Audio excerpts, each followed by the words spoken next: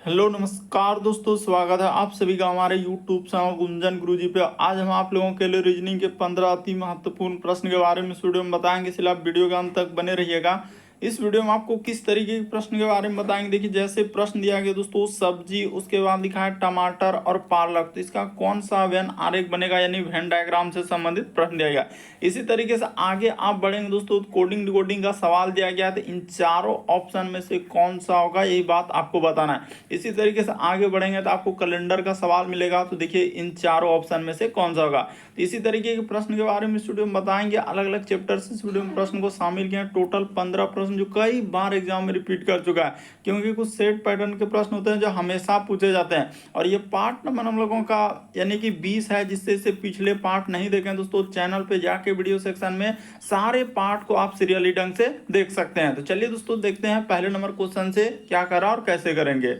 तो देखिए, video start करने से पहले दोस्तों, जो भी स्टूडेंट एसएससी जीडी कांस्टेबल की तैयारी कर रहे हैं तो कौन सा बुक से तैयारी करें, बहुत सारा स्टूडेंट पूछते रहते हैं, क्योंकि एसएससी जीडी कांस्टेबल की वैकेंसी बहुत जल्द आने वाला है। तो देखिए, चक्षु के द्वारा बुक निकाला गया दोस्तों, एसएससी जीडी कांस्टेबल के लिए सबसे बेस्ट बुक है। इसमें उस तरह कंटेंट क्वेश्चन डाले जो आपके प्रीवियस में पूछे और आपके एग्जाम में आएंगे।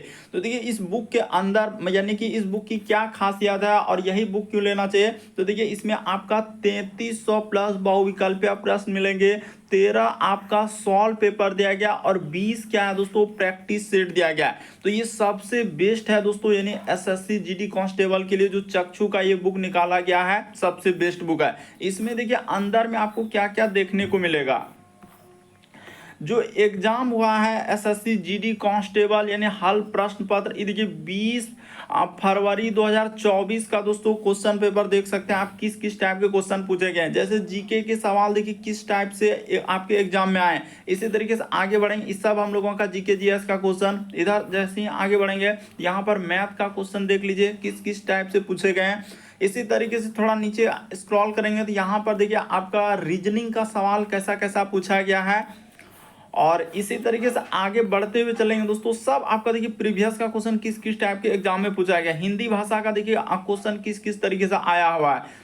और इसी तरीके से आगे बढ़ेंगे, सब चीज संदीप छेद विलोम जितना भी है सब चीज दिया है। जैसे इंग्लिश कोई भाषा लिया है तो उसके क्वेश्चन किस किस टाइप से पूछे गए हैं, तो उसका देख सकते हैं। और ये बुक की क्या खासियत है, क्योंकि इसमें जो सॉल्यूशन दिया है एक एक क्वेश्चन को अच्छे से समझाया गया, इसीलिए अन्य बुक की तुलना में दोस्तों यह बुक हमको काफी अच्छा लगा।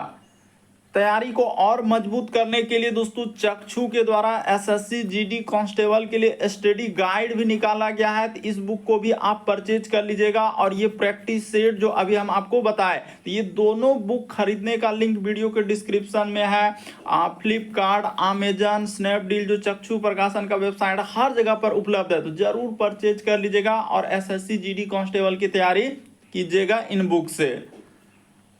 तो चलिए वीडियो स्टार्ट करते हैं दोस्तों। देखिए, जैसे पहला क्वेश्चन दिया है, पेन पेपर लेके बैठेंगे और सॉल्व करते हुए चलेंगे, और जरूर कमेंट करके बताएं कितने प्रश्न आपके सही हो पाए। जैसे यहाँ पर लिखा है सब्जी, उसके बाद है टमाटर, उसके बाद पालक, तो इसका कौन सा वेन आरेख बनेगा, यानी वेन डायग्राम से संबंधित प्रश्न दिया गया। और अभी हाल ही के एग्जाम में पूछा गया और बहुत सारा स्टूडेंट से गलती हो जाएगा। तो चलिए बताते हैं आपको करना क्या, एक बार जरूर ट्राई करना है वीडियो को पॉज करके यानी रोक कर। तो हम लोगों का पालक, यहाँ पर क्या हो जाएगा, ये पालक जो है एक तरीके का क्या है दोस्तों, सब्जी के अंतर्गत आ जाएंगे। तो यहाँ पर आपका क्या हो जाएगा, पालक सब्जी के अंतर्गत चला जाएगा। और आपको पता होना चाहिए कि टमाटर का डायग्राम क्या हो जाएगा, अलग हो जाएगा, क्योंकि टमाटर को देखिए सब्जी के अंतर्गत नहीं रखा जाएगा, क्योंकि टमाटर एक तरीके से आप देखेंगे तो उसको फल के अंतर्गत काउंट किया जाता है। तो देखिए, इस प्रश्न का आंसर अगर देखा जाए कौन सा सही हो जाएगा, तो ऑप्शन नंबर ए क्या हो जाएगा दोस्तों, सही हो जाएगा। मोस्ट इंपॉर्टेंट है, बहुत सारा किसी का सी आ जाएगा, किसी का डी आ जाएगा, किसी का बी आ जाएगा, अलग अलग आंसर आ जाएगा। इसीलिए आप समझ लीजिए कि पालक जो है उस सब्जी के अंतर्गत आएंगे और टमाटर जो है सब्जी के अंतर्गत नहीं आते हैं, बल्कि उसको फल के अंतर्गत काउंट किया जाता है। तो इस प्रश्न का आंसर ऑप्शन नंबर ए क्या हो जाएगा, सही हो जाएगा। अगर आप देखेंगे कहेंगे कि नहीं सर हम इसको सब्जी के अंतर्गत ही लेंगे, वैसे तो आपका आंसर ए निकल गया। लेकिन अगर आप कहेंगे नहीं हम सब्जी के अंतर्गत रखेंगे टमाटर को, तो वैसा डायग्राम देखिए आपका कहीं है, तो एक डायग्राम तब आपको ऐसे करना होगा सर, ये डायग्राम हो जाएगा पालक का और एक डायग्राम हो जाएगा हम लोगों का टमाटर का। तो देखिए ऐसा हम लोगों का कहीं दिख रहा है कि एक टमाटर एक पालक और दोनों सब्जी के अंतर्गत रखना है, तो ऐसा कहीं दिख रहा है? इस तरीके का डायग्राम कहीं दिख रहा है? नहीं दिख रहा है। तो इस तरीके का बनबे नहीं करेगा जो हम तरीका बताए, यानी कि इस प्रश्न का आंसर कौन सा हो जाएगा? तो ये वाला क्या हो जाएगा? सही हो जाएगा। क्यों? क्योंकि एक हो जाएगा हम लोगों का पालक जो है, यानी यहाँ पर बोल सकते हैं दोस्तों पालक जो हो जाएगा इस जगह से, पालक उस सब्जी है। पालक क्या है? एक तरीके से सब्जी है, यहाँ पर हो जाएगा सब्जी। ठीक है सर। और टमाटर क्या हो जाएगा दोस्तों? इसका डायग्राम आपको अलग बना देना है क्योंकि टमाटर सब्जी के अंतर्गत नहीं आएगा। अगला प्रश्न देखा जाए दोस्तों, हम लोगों के सामने दूसरा नंबर क्वेश्चन दिया है, दर्पण प्रतिबिंब ज्ञात करें। इस फिगर को मिरर जब दर्पण में देखेंगे तो कैसा दिखाई देगा? तो आपको पता है दर्पण में दाएं हाथ देखने के बाद बाएं हाथ दिखता है और बाएं हाथ देखने के बाद दाएं हाथ दिखता है, तो एक तरीके का पार्श्व प्रतिबिंब बनता है। तो जब इस फिगर को हम लोग देखने के लिए जाएंगे तो देखिए किस तरीके से बनेगा, यानी इस तरीके से। उसके बाद हम लोगों के सामने क्या हो जाएगा दोस्तों? इस तरीके का। और उसी तरीके से एक यहाँ पर इस तरीके से करने के बाद हम लोगों के सामने क्या हो जाएगा? इस तरीके का होगा। ठीक है। और इसमें देखिए जैसे एरो का निशान है तो एक एरो का निशान इस जगह पर हो जाएगा, एक एरो का निशान इस जगह पर हो जाएगा। अब देखिए जैसे एक गोले का निशान, तो गोला का निशान किधर से हो जाएगा? इस पे गौर कीजिएगा कि हम लोगों का कैसा फिगर बनना चाहिए। तो इस तरीके का बनेगा जैसे इसमें देख रहे हैं, तो ये वाला किधर से? हाँ, एक गोले का निशान देखिए यहाँ पर आ जाएगा इस तरीके का, एक गोला यहाँ पर आ जाएगा और एक गोला हम लोगों का यहाँ पर आ जाएगा। तो देखिए इस प्रश्न का आंसर कौन सा हो जाएगा? ये वाला तो कभी हो नहीं सकता। और इसमें देखा जाए तो एक तीर ऊपर एक तीर नीचे, ऐसा होगा ना। यहाँ पर देखिए एरो का निशान, ये तीर जो देख रहे हैं दोनों नीचे साइड से ही है, तो यहीं से पता चल रहा है ये सब कोई नहीं होने वाला, यानी ये भी नहीं होगा। इसमें भी देखिए ऊपर से कर दिया। और इस प्रश्न का आंसर ऑप्शन नंबर सी क्या हो जाएगा दोस्तों? सही हो जाएगा। तो ऐसा ही फिगर बनेगा, यानी गोला का जैसे एक गोला यहाँ पर है एक गोला यहाँ था, तो मिरर में देखेंगे इस साइड से हो जाएगा। तो इस प्रश्न का आंसर ऑप्शन नंबर सी क्या हो जाएगा दोस्तों? सही हो जाएगा। बढ़ते हैं अगले प्रश्न की ओर। देखिए अगला प्रश्न दिया गया तीसरा नंबर क्वेश्चन कर रहा है कि लीप वर्ष और गैर लीप वर्ष क्रमशः कितने दिनों का होता है। तो चलिए इसको देख लीजिए, आपका एग्जाम में पूछा गया क्वेश्चन है। तो यहाँ पर लिख लेते हैं लीप वर्ष। तो लीप वर्ष आपने पढ़ा होगा, लीप वर्ष कितने दिनों का होता है हम लोगों का? तो 366 दिन होता है। लीप वर्ष में क्या होता है दोस्तों? 366 दिन में। और उसी तरीके से आपसे कहा जाए, यानी कि हम लोगों का एक गैर लीप वर्ष, यहाँ पर क्या लिखा है? गैर लीप वर्ष। इसको लिख लेते हैं, ये हो जाएगा हम लोगों का गैर लीप वर्ष। तो गैर लीप वर्ष हम लोगों का कितने दिनों का होता है? तो गैर लीप वर्ष जो होता है 365 दिन का होता है। क्या होता है दोस्तों? 365 दिन का होता है। तो इस प्रश्न का आंसर देखिए 366 और 365 हो जाएगा, यानी ऑप्शन नंबर डी क्या हो जाएगा? सही हो जाएगा। ये वाला में कंफ्यूजन नहीं करना क्योंकि लीप वर्ष, तो लीप वर्ष पहले 366 दिन हो जाएगा, उसके बाद हम लोगों का गैर लीप वर्ष जो कितने दिनों का हो जाएगा? 365। इसी को क्या कहा जाता है? तो साधारण वर्ष। अलग अलग बुक में देखें क्या दिया है? साधारण वर्ष। इसी को यानी गैर लीप वर्ष को ही क्या कहा जाता है दोस्तों? साधारण वर्ष, ब्रैकेट में लिख दिए। तो इस प्रश्न का आंसर डी वाला सही हो जाएगा। अगला प्रश्न देखा जाए दोस्तों, आपने कई बार देखा होगा इस टाइप का क्वेश्चन है, डाइस पासा वाले करे, एक ही पासे में 3 अलग अलग स्थितियां दर्शाई गए, अक्षरों का कौन सा चयन कीजिए जो ए के फलक के विपरीत फलक पर आएगा। तो ए के विपरीत फलक पर पूछा गया, कोई सा 2 पासा उठा लीजिए। मान के चलिए ये हो गया पहला पासा, इसको कर लेंगे दोस्तों, ये हो जाएगा दूसरा पासा, इसको कर लेंगे हम लोग तीसरा पासा। तो दोनों का पासा को लीजिए, कोई सा भी ऐसा 2 पासा लीजिए जिसमें कुछ ना कुछ कॉमन मिलता हो। तो देखिए हम लोग पहला पासा ले लेते हैं और दूसरा पासा को उठा लेते हैं। तो देखिए पहला और दूसरा में जैसे ही जाएंगे क्या कॉमन आ रहा है? तो सी और बी, ये देखिए यहाँ पर सी और बी इसमें भी मिल रहा है, और सी और बी क्या मिल रहा है दोस्तों? इसमें भी मिल रहा है। तो हो गया ए का जो विपरीत बचा, तो ए का विपरीत देखिए कौन सा हो जाएगा? तो ए का विपरीत जो बच रहा है वही क्या हो जाएगा उसका आंसर? तो ए का विपरीत क्या हो जाएगा दोस्तों? जेड हो जाएगा। उसने ए के विपरीत फलक पर पूछा था जेड। इस प्रश्न का आंसर ऑप्शन नंबर डी क्या हो जाएगा? सही हो जाएगा। मोस्ट इंपोर्टेंट, कई बार पूछा गया यानी डाइस पासा वाले प्रश्न, इस प्रश्न का आंसर डी वाला क्या हो जाएगा दोस्तों? सही हो जाएगा। क्योंकि उसने पूछा था ए के विपरीत, तो कोई सा भी 2 पासा लीजिए और जो कॉमन हुआ सी और बी इसमें भी है, सी और बी इसमें है, तो ए जब बच रहा है तो ए के विपरीत क्या हो जाएगा? जेड हो जाएगा। तो ऑप्शन नंबर डी क्या हो जाएगा? सही हो जाएगा। चुटकियों में आप कर सकते हैं, कभी भी इस टाइप के क्वेश्चन आए देखते ही आंसर हो जाएगा।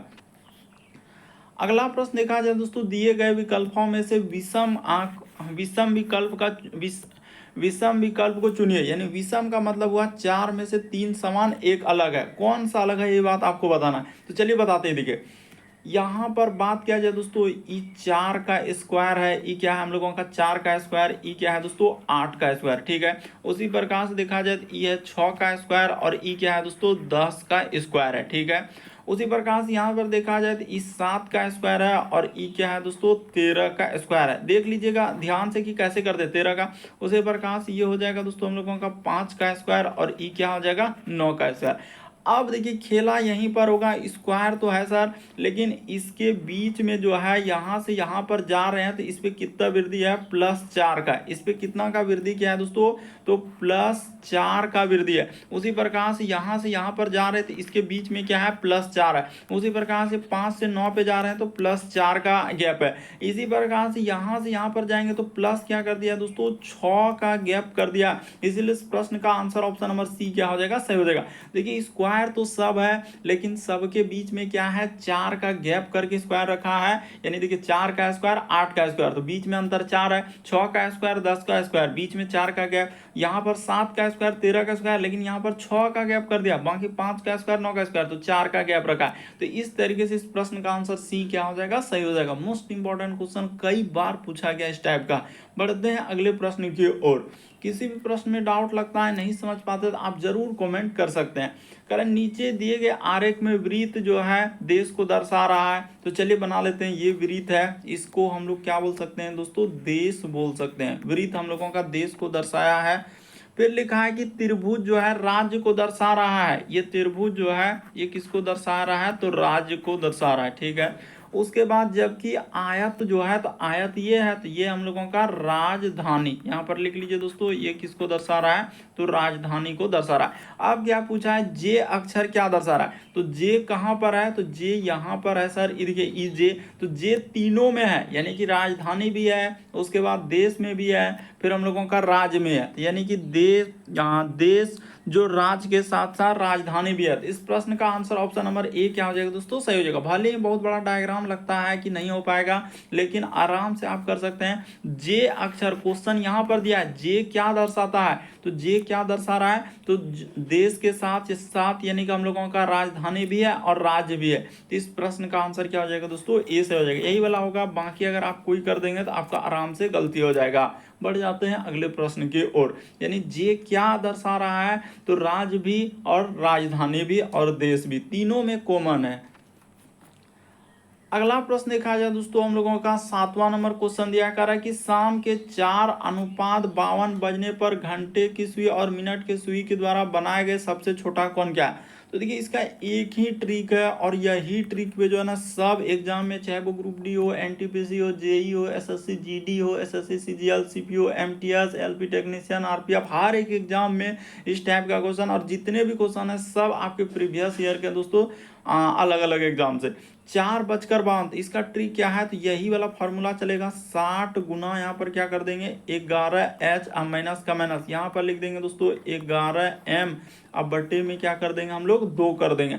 अब देखिए जैसे दिया गया है, तो यहाँ पर 4 अनुपात में क्या लिखा है 52 लिखा है। देखिएगा ये हुआ हम लोगों का घंटा, ये क्या होता है दोस्तों घंटा, यहाँ पर लिख सकते हैं ये हुआ हम लोगों का घंटा, और ये क्या है हम लोगों का मिनट होता है। इसको क्या बोलते हैं हम लोग, मिनट बोलते हैं। तो बस इसी पे तो हो जाएगा। यानी कि 4 क्या है घंटा, एच का मतलब क्या होता है घंटा होता है, एम का मतलब क्या होता है दोस्तों मिनट होता है। तो बैठा दीजिए, हो जाएगा 60 अगुना, थोड़ा यहाँ पर लिख लेते हैं 60 अगुना का गुना, एच के जगह 4 हो जाएगा, माइनस का माइनस 11, एम के जगह क्या हो जाएगा 52 हो जाएगा, तो एम के जगह 52, अब बटे में क्या रख देंगे दोस्तों 2 रख देंगे। तो इसी को सॉल्व कर लीजिए, आपका आंसर निकल जाएगा। अब इसमें थोड़ी कुछ करना है, 60 गुना 4 करेंगे तो 240, यहाँ पर लिख दीजिए दोस्तों 240, अब माइनस का माइनस, इसको गुना करेंगे तो 5, और हम लोगों के सामने क्या हो जाएगा 2 हो जाएगा, अब 5 2 क्या हो जाएगा 7 हो जाएगा, ठीक है। यानी कि 572, अब बट्टे में क्या हो जाएगा दोस्तों 2 का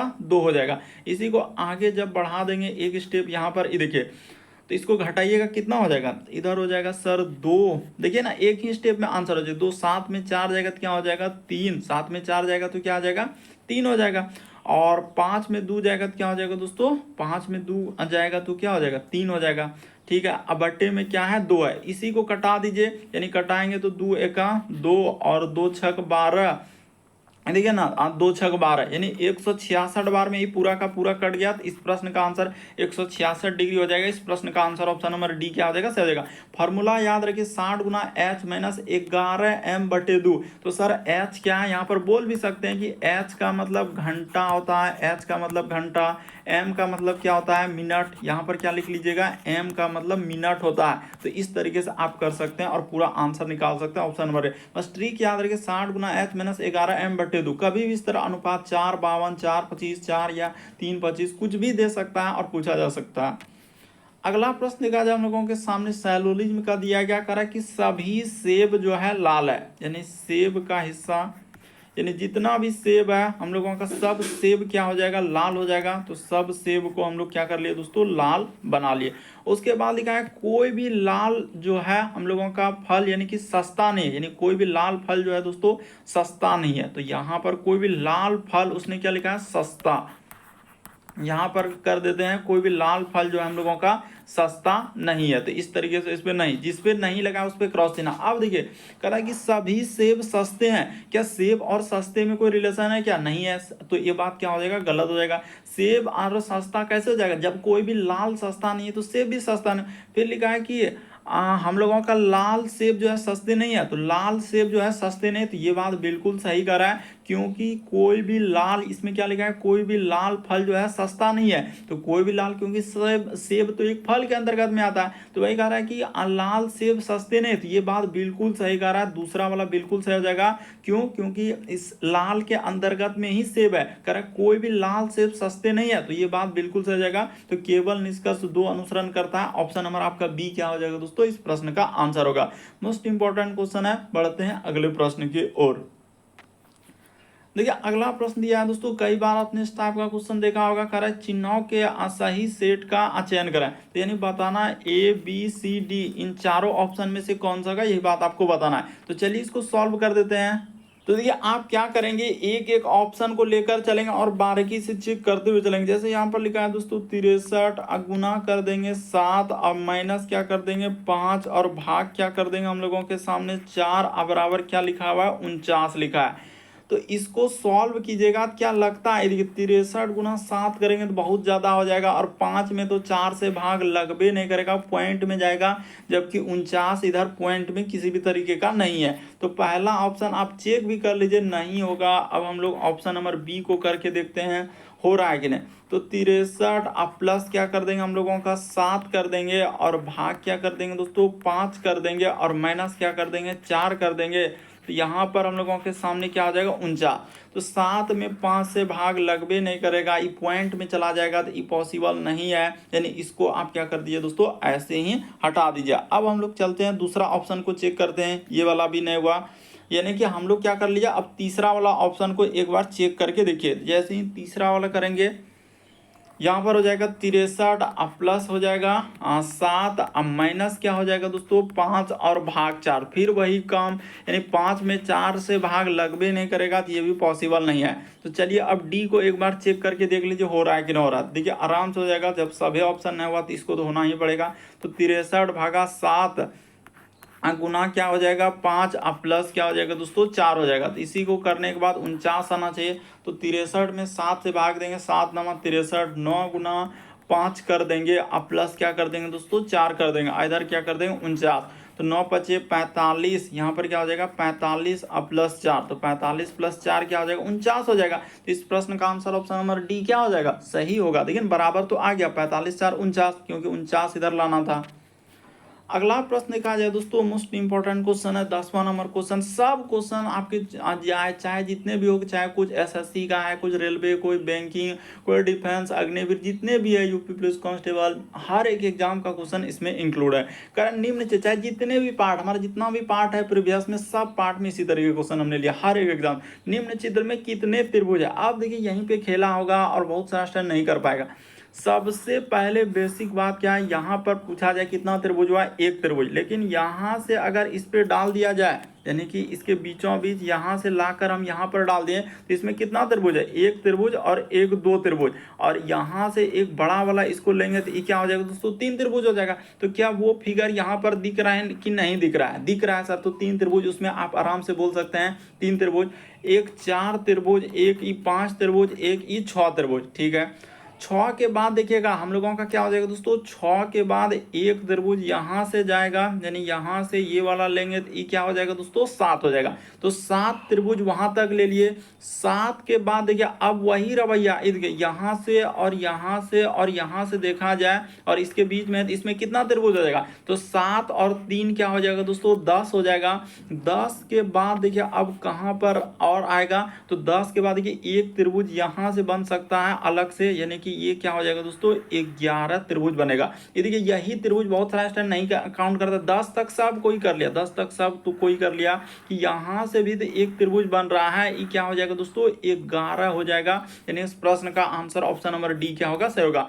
अगर आप ऐसे ही पहले ही देख लीजिए कि आप कौन सा त्रिभुज छोड़ने वाले थे, ये वाला त्रिभुज आप आराम से छोड़ देंगे कि सर ये वाला हमने ले ही नहीं पा रहे थे, यही दिक्कत है। ये वाला देखिए पहले ही दिखा दिए ताकि आप कहेंगे हाँ सर एक त्रिभुज तो यहाँ से बन रहा है, यही वाला हम नहीं समझ पा रहे थे, ये त्रिभुज यहाँ से बन रहा है कि नहीं, ये त्रिभुज आपका बन रहा है कि नहीं, तो इसको तो लेना ही पड़ेगा।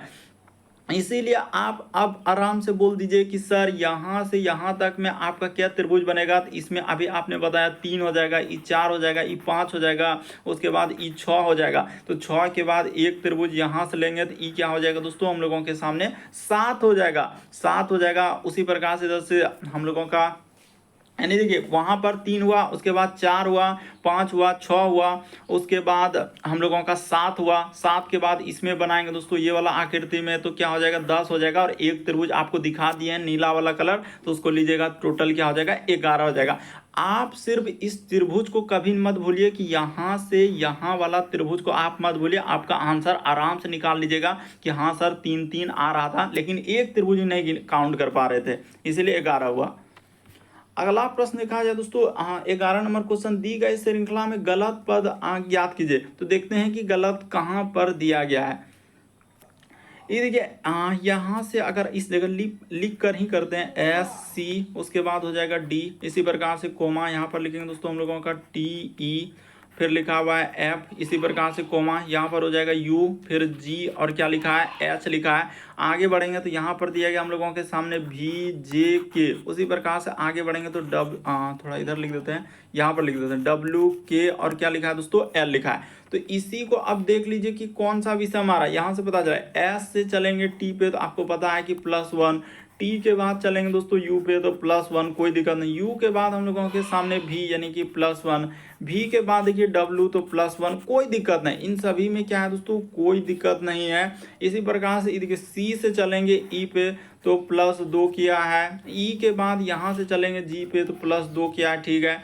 जी के बाद हम लोग ई देखिए जी से जाएंगे तो यहीं पर उसने क्या कर दिया +3। अगर यहाँ जी के बाद अगर आई यहाँ पर कर देते, देखिए इस जगह पर आई करते और यहाँ पर करते दोस्तों +2 तो बिल्कुल फुलफिल कर रहा था। इसी वजह से इस प्रश्न का आंसर क्या हो जाएगा भी जे के, यानी ऑप्शन नंबर डी क्या हो जाएगा दोस्तों सही हो जाएगा। इसी में उसने गलती क्या है, यानी जे के जगह क्या होना चाहिए क्यों, देखिए सब में दू जा रहे थे, लेकिन अगर जे के जगह आई ले लेते हैं और आई में +2 करेंगे तो के हो जाएगा, जो कि फुलफिल कर रहा है, के यहाँ पर है। तो वैसा यानी कि उसने गलती किया, वही पूछा गलत पद, उसने क्या दिया था गलत पद का चयन करें, तो गलत पद डी सही होगा। अगला प्रश्न देखा जाए हम लोगों के सामने 12 नंबर क्वेश्चन दिया है, कोडिंग डिकोडिंग का सवाल दिया गया और इतना इंपॉर्टेंट है ये वाला कोडिंग डिकोडिंग कि बहुत सारा स्टूडेंट से हो ही नहीं पा रहा है कि आखिर हुआ है तो हुआ क्या। तो चलिए कर देते हैं आपके सामने बेहिचक। पी, उसके बाद हो जाएगा ई, फिर लिखा है एन और एस, फिर लिखा है दोस्तों आई ओ एन, और इसका देखिए कोड उसने क्या लिखा है, तो इस जगह से लिखा है, यानी यहाँ से किया जाए दोस्तों तो हम लोगों का एन हो जाएगा, फिर हम लोगों के सामने ई तो एन ई, उसके बाद लिखा है एस, ठीक है एन ई, अच्छा यही गलती हो रहा है, एन ई के बाद आई है तो आई भी हम भी लिख दिए, आराम से लिखते हैं, कोई हड़बड़ी नहीं है वरना गलती करवा देगा क्योंकि इतना इंपॉर्टेंट है एन ई। उसके बाद लिखा जाएगा दोस्तों एस, तो फिर है एस, और एन फिर लिखा है ओ, और क्या लिखा हम लोगों के सामने पी लिखा हुआ है। तो इसी तरीके से इसका पूछा जा रहा है कि एफ ओ एल उसके बाद आई ए जी और ई, इसको करना है। अब चलिए हम लोग करने बैठ जाते हैं कि क्या क्या है। ये देखिए, ये वाला एन को उठाकर उसने यहाँ पर डाल दिया, और ये वाला पी को उठाकर क्या डाल दिया दोस्तों, यहाँ पर डाल दिया, और ये वाला ओ को जैसा का जैसा ही रखा, ये वाला ई को जैसा का जैसा रखा। अब देखिए खेला इसी जगह क्या उसने, ये देखिए यहाँ आई को क्या कर दिया, इधर कर दिया, और एन को क्या कर दिया, इधर कर दिया, और ये वाला एस को इधर से कर दिया। देखिए लॉजिक यहाँ पर यही लगेगा, अगर आप दूसरा लॉजिक लगाएंगे तो फिर आपसे ना हो पाएगा। जैसे हमने क्या किया कि ई को यहाँ कर दीजिए, और एफ को क्या कर दीजिए दोस्तों, यहाँ पर कर दीजिए, ओ को जहाँ पर जहाँ रख दीजिए, और इसमें जैसे जी को यहाँ पर रख दीजिए। ठीक है, यहाँ तक पहले आप लिख लीजिए, उसके बाद करेंगे ताकि आपको समझ में आ जाए। यहाँ पर हो जाएगा सर हम लोगों के सामने ई हो जाएगा, ठीक है, उसके बाद ओ हो जाएगा, ओ के बाद इस जगह पर हम लोगों का जी हो जाएगा, यानी यहाँ पर जो लिखेंगे तो जी हो जाएगा, और जी के बाद इधर क्या आएगा दोस्तों, हम लोगों का एफ आएगा। तो यहाँ तक लिख लिए। अब देखिए तो इस जगह से क्या हो जाएगा, यानी कि ये सबको तो आपने लिख लिया, हम लोगों का एफ ही है ना, हाँ एफ। उसके बाद ये वाला को इधर कर लीजिएगा, और एल को यहाँ पर कर लीजिएगा, और ये वाला आई को क्या कर लेंगे, यहाँ पर कर लेंगे। बस आपका क्या निकल गया दोस्तों, आंसर निकल गया। तो ये वाला ए हो जाएगा, फिर हम लोगों के सामने इस जगह पर आई हो जाएगा, आई के बाद क्या हो जाएगा दोस्तों, एल हो जाएगा। तो देखिए किस ऑप्शन में मिल रहा है, ई ओ ए, तो देख लेते हैं ई ओ ए, उसके बाद आई आना चाहिए, ई ओ आई। तो ई ओ यानी इसमें नहीं है, ई ओ, तो देखिए ई ओ, उसके बाद हम लोगों का, अच्छा देख लेते हैं कौन सा, इसमें ई ओ के बाद आई नहीं, इसमें भी नहीं, तो ई ओ आई, उसके बाद एल, तो ई ओ आई एल जी, ई ओ, तो ई ओ, उसके बाद ए, तो ए के बाद आई आई एल जी एफ। ये देखिए ऑप्शन नंबर सी को देखिए हुबहू मिल रहा है, बाकी कोई नहीं होगा, इसलिए कंफ्यूजन में थोड़ा सा ना देखिए, क्योंकि ऑप्शन मिल रहा था ना, इसीलिए ई ओ ए आई के बाद जी एल ई लिखा, जबकि एल उसके बाद जी एफ होगा। ऑप्शन नंबर सी क्या हो जाएगा दोस्तों, इस प्रश्न का आंसर होगा। कौन सा सही होगा, तो ऑप्शन नंबर सी इस प्रश्न का आंसर होगा। मोस्ट इंपॉर्टेंट क्वेश्चन है, सीजीएल में इसी टाइप का क्वेश्चन पूछा गया था। अगला प्रश्न देखा जाए हम लोगों के सामने, और आजकल ही ट्रेंडिंग में है, चाहे वो आरआरबी ग्रुप डी हो, जेई हो, एनटीपीसी हो, हर एक एग्जाम, चाहे आरपीएफ कांस्टेबल हो, हर एक एग्जाम में आया हुआ क्वेश्चन है इस टाइप का। तो चलिए अब आपको बताते हैं कि कैसे इस टाइप के प्रश्न को सॉल्व करें। कह रहा है कि इतना लोग है, के L M N O P 7 मित्र एक पंक्ति में उत्तर की ओर मुंह करके बैठे। तो उत्तर की ओर मुंह करके बैठे हैं, तो उत्तर के लिए दायां इस साइड में ले लीजिए, और बायां क्या कर दीजिए, इस साइड में कर लीजिए। बस हमेशा यही याद रखना है कि उत्तर जहां बैठा, अगर इस बात का जिक्र किया तो दायां इस साइड में, बायां इस साइड में। बस कह रहा है कि एल के निकटतम दायां, यानी एल जो है, अगर हम लोग इस जगह पर ले लें, एल जो है एल जो है के निकटतम दायां, तो के यहाँ पर होगा तब ना के निकटतम दायां हो जाएगा, क्योंकि के का दायां इस साइड में, देखिए दायां इस साइड में जा रहा है, तो बिल्कुल सही है सर। एल जो है के निकटतम दायां। फिर लिखा है के जो है एम के दाएं से चौथा है। अच्छा, के जो है दोस्तों एम के दाएं से, अगर हम एम को यहाँ पर बैठा लेते हैं, एम के दाएं से चौथा, तो एक लोग, फिर दो लोग, और यहाँ पर ये 3 लोग हो जाएगा, और चौथा तो के ही हो जाएगा, यानी ये चौथा, देखिए ना, ये चौथा बोला एम के, उसने क्या लिखा है कि के जो है एम के, इस लाइन को देखिए, के जो है पहले यहाँ पर लिखा है एल के निकटतम दायां है, तो एल जो है के फिर लिखा है के जो है एम के दाएं से चौथा, तो एम के दाएं से 1 2 3 4 कर दिए, यहाँ तक हो गया। फिर आगे लिखा है एन जो है पी और एस दोनों का निकटतम पड़ोसी है। एन जो है दोस्तों यहाँ पी और एस का, अच्छा, यानी यहाँ पर अगर देखा जाए तो एन और पी एस का, ठीक है। जो व्यक्ति एस के बाएं से चौथे स्थान पर बैठा है, यानी जो व्यक्ति दोस्तों एस के बाएं से चौथे स्थान पर बैठा है, वह यहाँ पर देखिए वह पंक्ति के किसी अंतिम छोर पर बैठा है। तो एस को कहाँ पर बैठा लेते हैं, देखिए उसने क्या कहा, जो व्यक्ति एस के बाएं से चौथा है, अगर एस को यहाँ पर बैठा लेते हैं, इस जगह पर एस को अगर हम लोग बैठा लेते हैं, देखिए कितना इंपॉर्टेंट, एस के बायां, तो बायां इस साइड में हो जाएगा, यानी बायां यहाँ पर लिखा है, तो बायां इधर 1 2 3 4, तो यहाँ पर हो जाएगा दोस्तों। उसने क्या कहा, इस लाइन को गौर कीजिए, कह रहा है वह कर रहा है वह पंक्ति के जो व्यक्ति हम लोगों का एस के बाएं से चौथा बैठा है वह पंक्ति के किसी अंतिम छोर पर, तो एस का बायां कौन साइड में हो जाएगा, ई साइड में एस का बायां आएगा। तो ठीक है, एस यहाँ पर हो गया। तो अब देखिए उसने ई लिखा था, एन जो है पी और एस का निकटतम पड़ोसी है, यानी एन जो है तो एन यहाँ पर हो जाएगा, क्योंकि पी और एस का, तो पी इस जगह पर बैठाएगा तब ना। एन जो है पी और एस दोनों का, उसने क्या लिखा है, एन और पी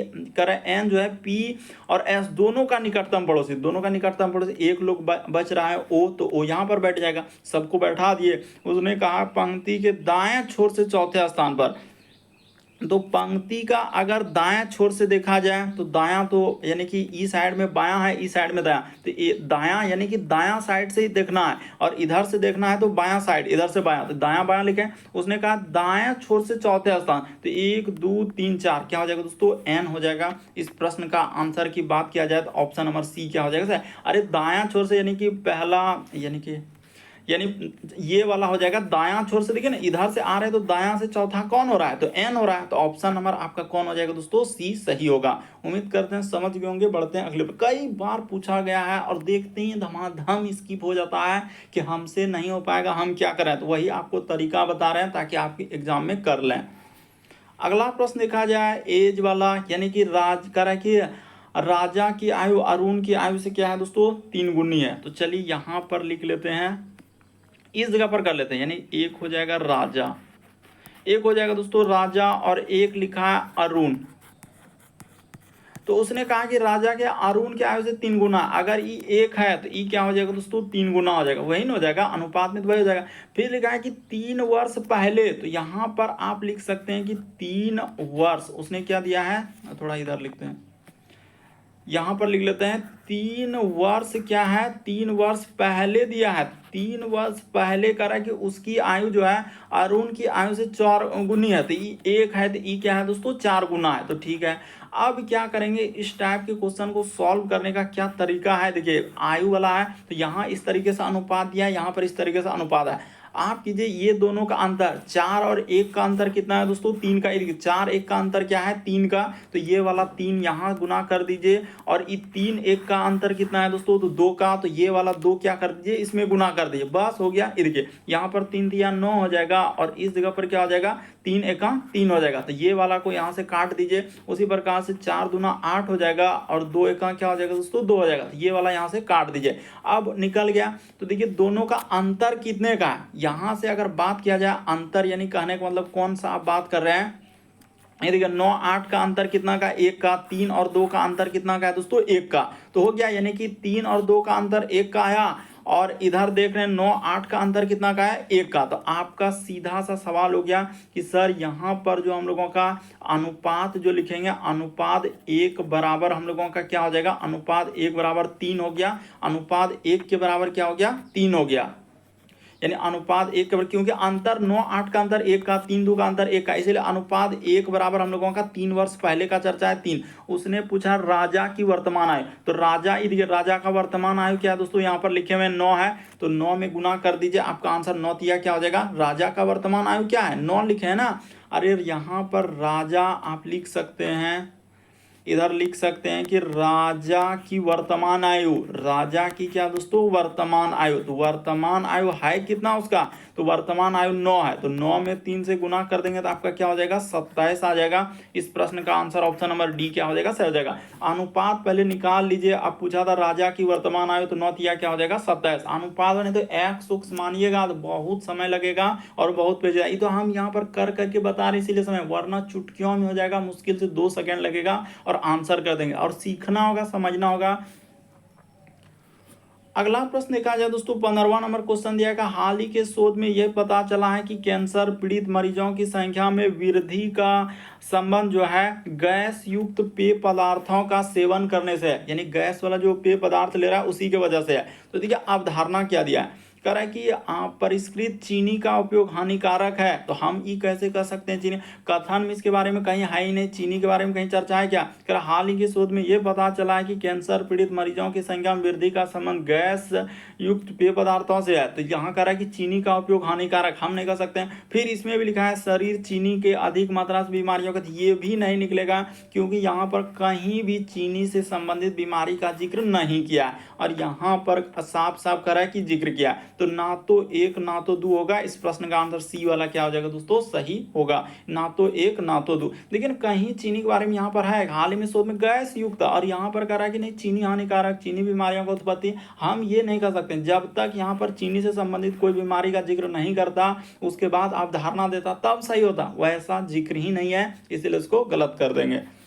तो उम्मीद करते हैं दोस्तों आप सारे प्रश्न को अच्छे तरीके से समझ गए होंगे। यदि आप हमारे चैनल पे पहली बार है सब्सक्राइब कर लीजिए, घंटे के निशान में ऑल प्लस सेलेक्ट कर दीजिए ताकि जब भी वीडियो डाला नोटिफिकेशन आपको सबसे पहले मिल जाए। ओके दोस्तों, थैंक यू।